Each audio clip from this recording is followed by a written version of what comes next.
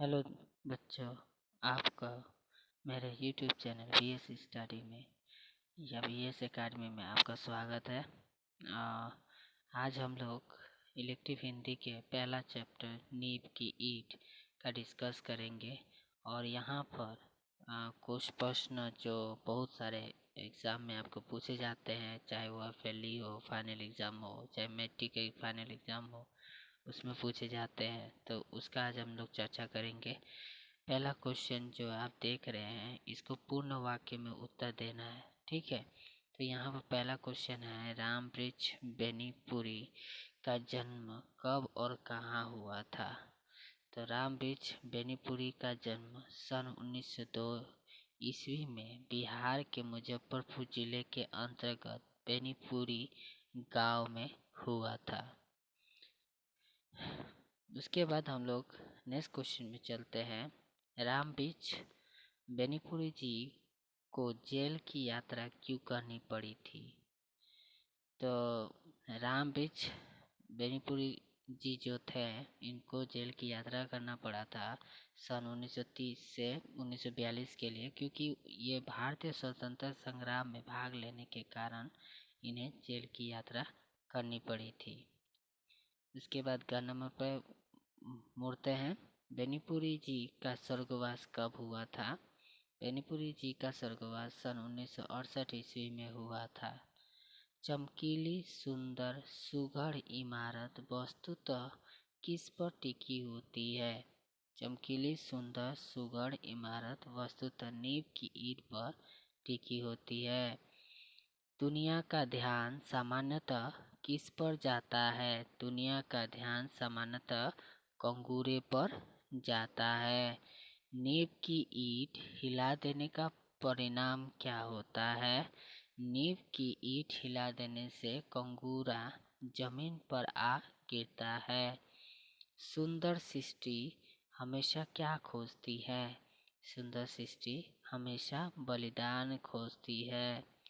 लेखक के अनुसार गिरजाघरों के कलश वस्तुतः किनके शहादत से चमकते हैं। तो किससे चमकते हैं।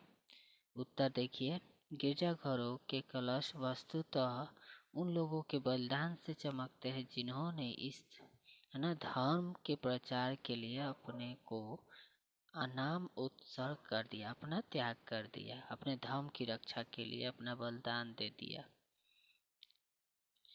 आज किसके लिए चारों ओर होड़ा होड़ी मची है। तो आज कंगूरे की ईंट बनने के लिए चारों ओर होड़ा होड़ी मची है। पठित निबंध में सुंदर इमारत का आशय क्या है।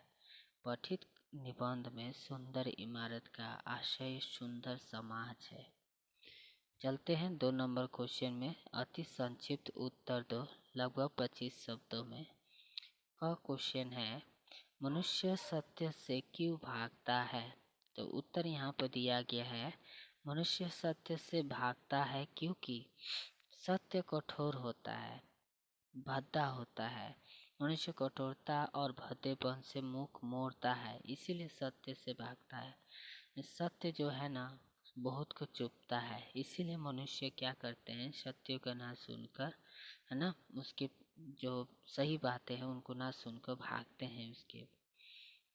लेखक के अनुसार कौन सी ईंट अधिक धन्य है।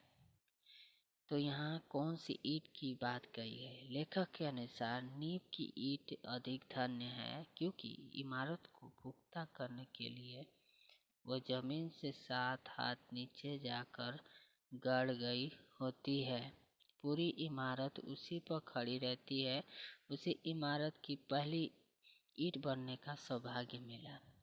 हमें पता है कि जब भी हम लोग घर बनाते हैं तो वो जो घर की इमारत जो खड़ी रहती है, वो नींव जो दिए रहते हैं नीचे, फाउंडेशन जिसको बोलते हैं, उसी पर ये क्या होता है, बड़े बड़े घर की इमारतें टिकी हुई थी। यहाँ कवि लेखक ने ये कहना चाह रहे हैं कि नींव की ईंट तभी खड़ा रह सकता है जब, है ना, हम अपनी मेहनत के बल पर, है ना, अपनी मेहनत के बल पर जो भी मेहनत करते हो उसका पूरा श्रेय मतलब नींव पे ही टिका रहता है। यदि हम लोग घर पे कोई कमा रहा है और वो व्यक्ति अचानक बीमार पड़ जाए तो उस घर में स्थिति खराब हो जाएगी। तो नींव की ईंट जो है वो मजबूत होती है, जिसके कारण घर में बहुत क्या होता है, जिसके घर में काम ज़्यादा होते हैं उनके घर में पैसा का कुछ कमी नहीं होता। जिसके घर में नींव की ईंट जो मतलब जो कमाते होते हैं उनके घर में कमाई कम होती तो उनका प्रॉब्लम होता है।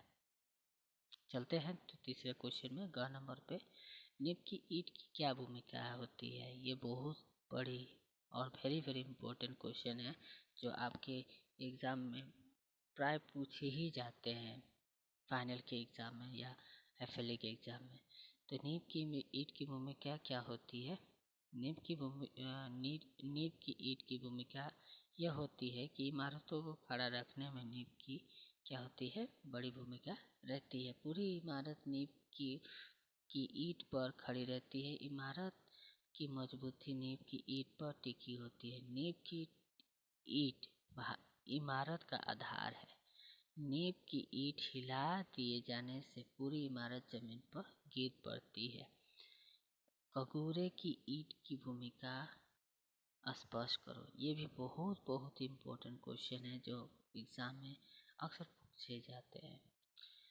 इसका आंसर है कगोरे की ईंट बरबस लोक लोचनाओं को अपनी ओर आकर्षित करती है और इमारत को सुंदरता देती है। कगोरे की चमक देखकर ही लोग इमारत सुंदरता का बखान करते हैं।